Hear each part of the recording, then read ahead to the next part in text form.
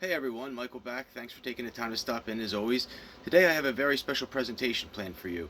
It's on the origins of sound, linguistics, and the Solfeggio scale. Much of this stuff I've covered in the past, but I'm going to go into greater extent, and it's a pretty cool presentation, so please stick with me if you have the time. I'm going to start off with a brief explanation of the Solfeggio scale.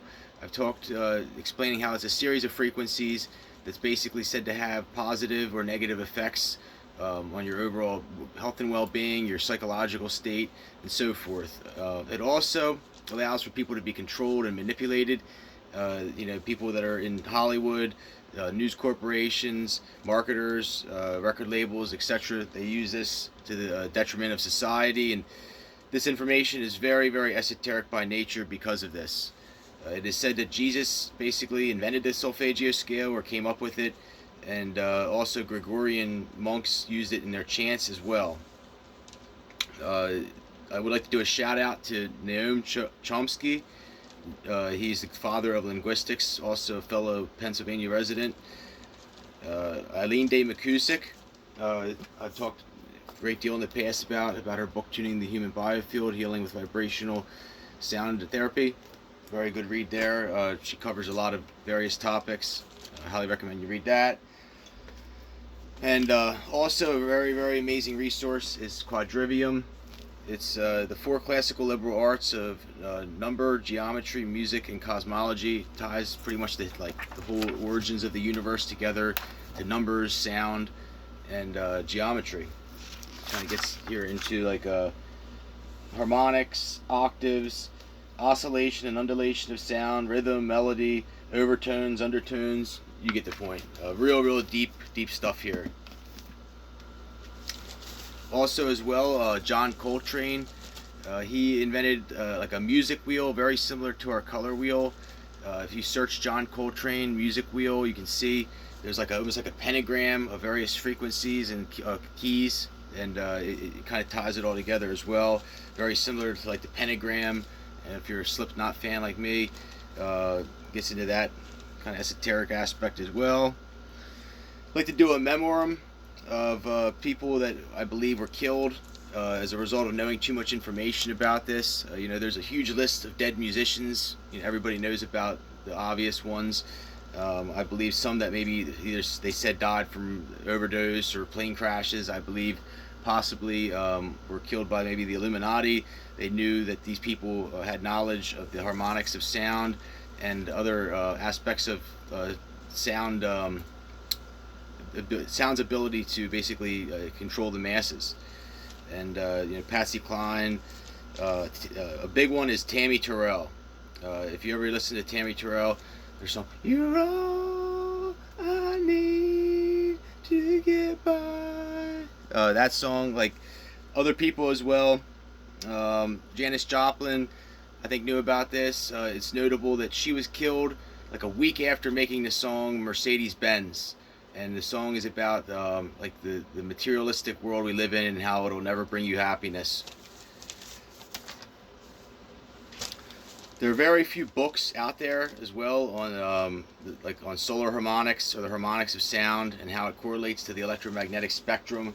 This quadrivium is one of the very few that I've actually seen. It's probably one of the best resources. While on the topic of this, I'd like to note it kind of has ties to the Akashic record.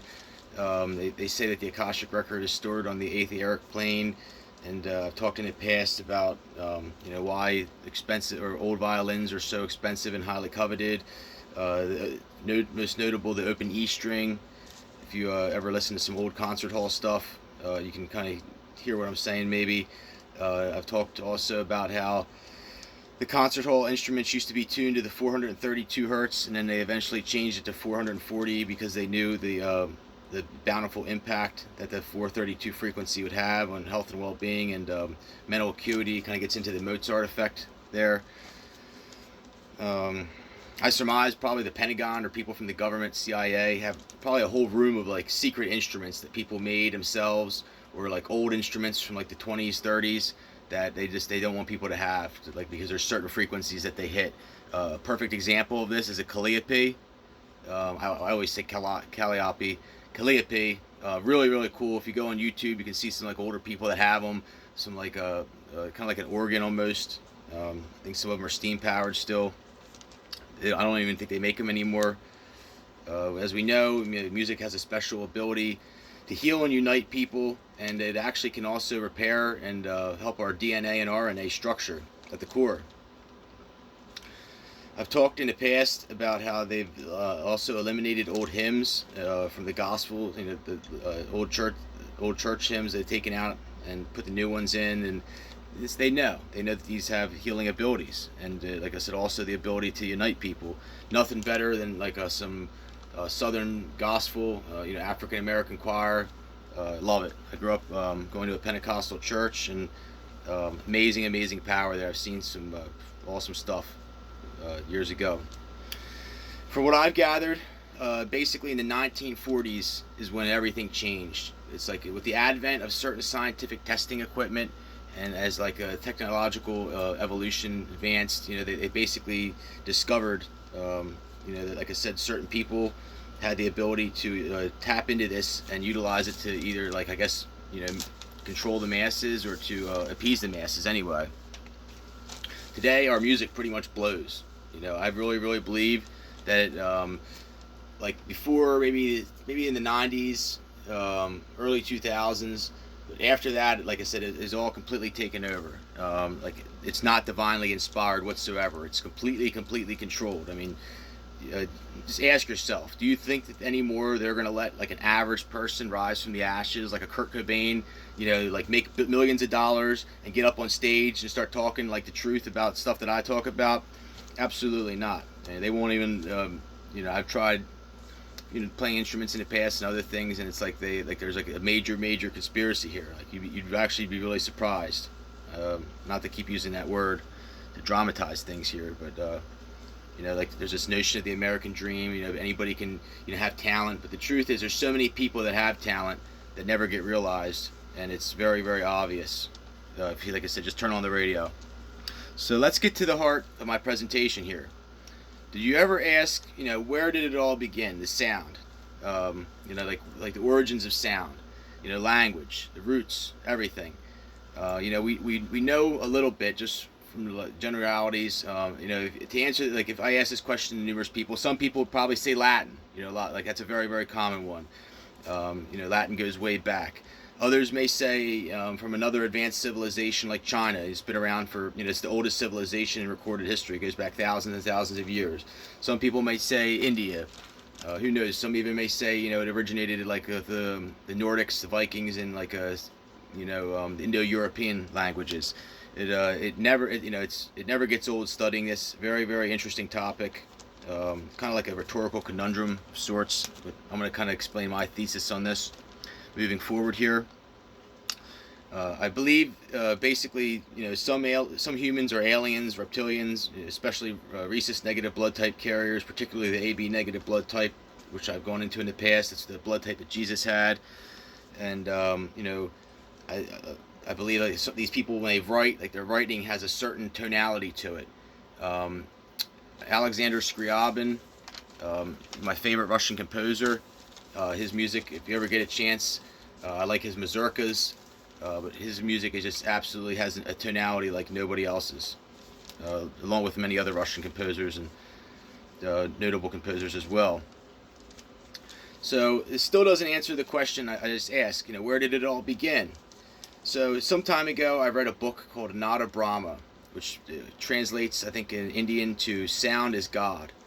So, before words came into form, structure, and the roots of modern language, there had to have been something to breathe life into it.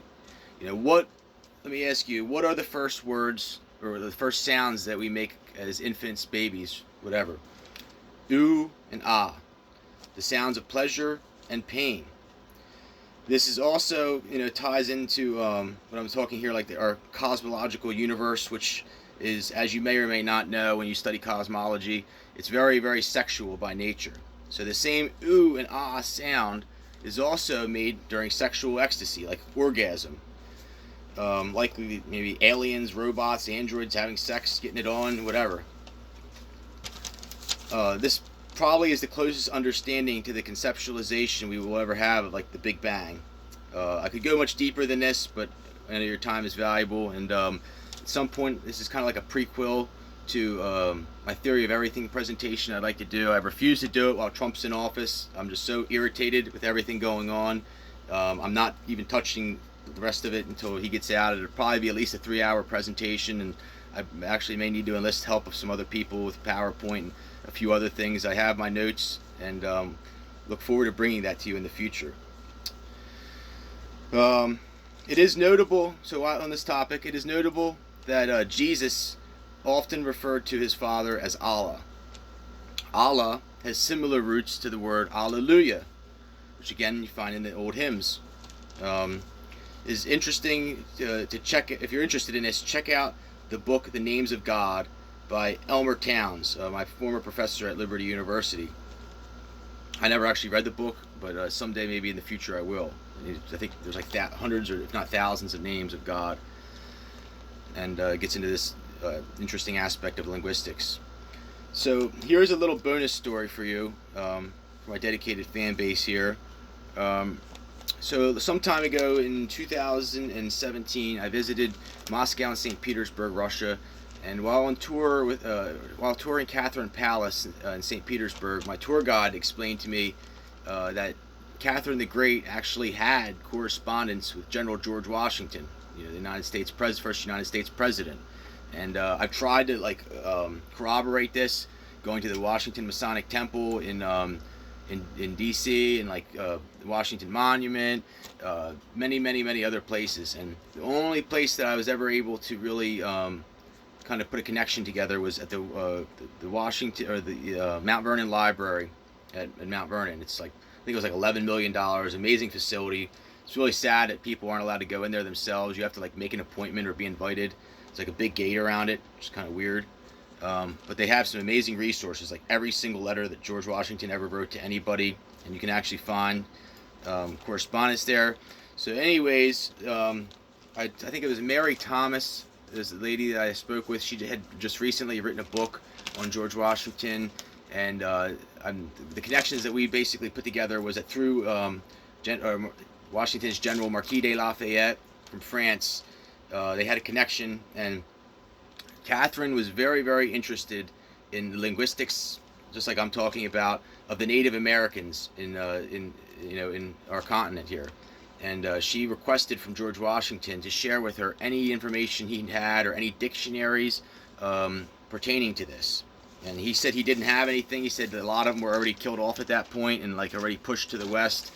And the one thing he did notably mention is that the Native Americans that lived in the north seemed to resemble the Asian race, and I guess the southern ones were more like what we would call Spanish or Mexican based today. If you're interested in this, also check out the Somatics. Somatics is the geometry of sound. If you go on YouTube and search Somatics, you can see some really cool stuff where they pour white sand or powder on a board, and then put a speaker under it, and then you can see it makes these amazing shapes. It's probably one of the coolest things you ever see if you look it up and you haven't seen it before. Correlates into like I said, undulation and oscillation of sound and how it affects our brain waves.